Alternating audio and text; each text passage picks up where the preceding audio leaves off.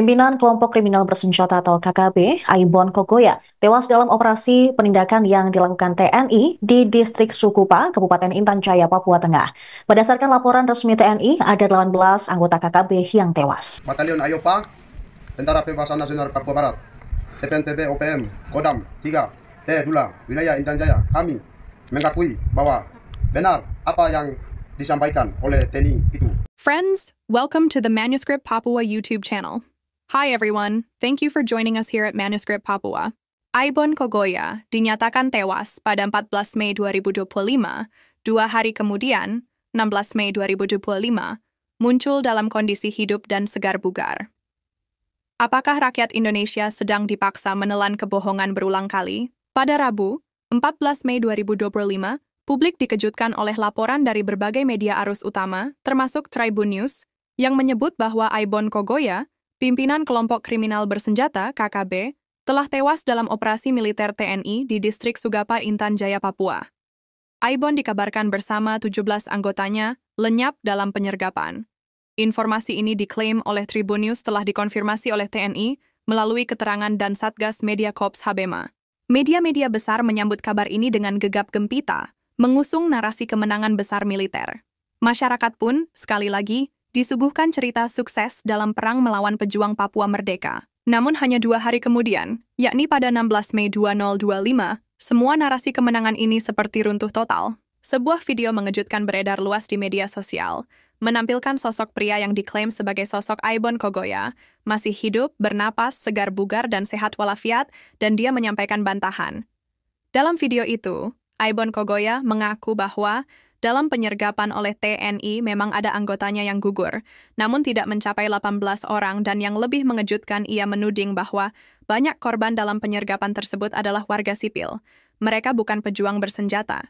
Jika benar Aibon masih hidup, maka berita kematiannya adalah kebohongan brutal yang disebar oleh aparat dan media arus utama. Dengan kata lain, jika video Aibon Kogoya ini asli, maka publik telah dibohongi. Akan tetapi, jika dia Aibon Kogoya sebenarnya sudah gugur, maka video yang beredar ini adalah bentuk manipulasi informasi tingkat tinggi oleh kelompok pejuang Papua Merdeka. Dalam 2 skenario itu, publik tetap jadi korban kebohongan. Lebih memalukan lagi, hingga saat ini tidak ada satupun lembaga independen yang bisa memastikan situasi yang akurat di Papua. Apakah video Aibon Kogoya itu asli atau rekayasa? Rakyat Indonesia akan berspekulasi dalam kabut kebohongan yang makin tebal. Apakah ini kecelakaan informasi atau memang dirancang untuk mengaburkan sesuatu yang lebih besar?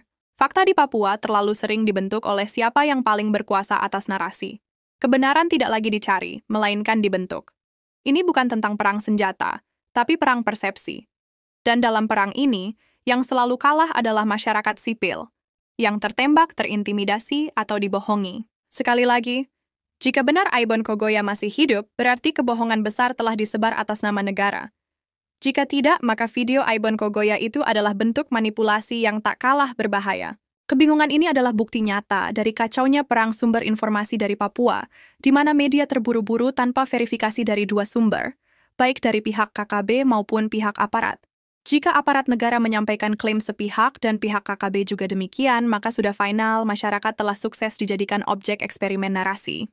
Jika media arus utama sibuk berlomba menyebar kabar tanpa filter, dan militer berlindung di balik bahasa operasi rahasia, maka jelas, bangsa ini sedang kehilangan akal sehatnya. Apa yang sebenarnya sedang terjadi di Papua? Jangan bertanya pada rumput yang bergoyang, tetapi mari kita bertanya pada rakyat Papua. Itulah informasi yang benar. Papua bukan ladang eksperimen narasi. Rakyat Papua bukan objek propaganda. Dan rakyat Indonesia seharusnya tidak terus-menerus dibodohi oleh informasi yang simpang siur dan tidak terverifikasi. Kita pantas menuntut satu hal yang paling sederhana namun juga paling penting, yaitu kebenaran yang tidak direkayasa. Teman-teman, jangan lupa untuk memberikan komentar positif dan salam hormat dari channel YouTube Manuscript Papua. Batalion Ayopa, Tentara Pembebasan Nasional Papua Barat, TPNPB OPM, Kodam 3, Dula, Wilayah Intan Jaya. Batalion Ayopa umumkan duka nasional untuk seluruh rakyat Papua. Kami mengakui bahwa benar apa yang disampaikan oleh TNI itu.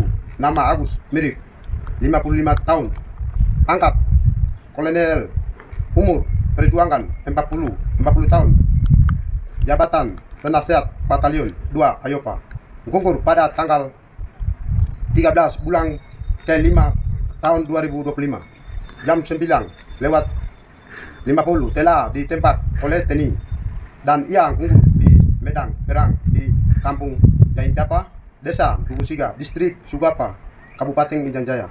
Kami sedang duka nasional.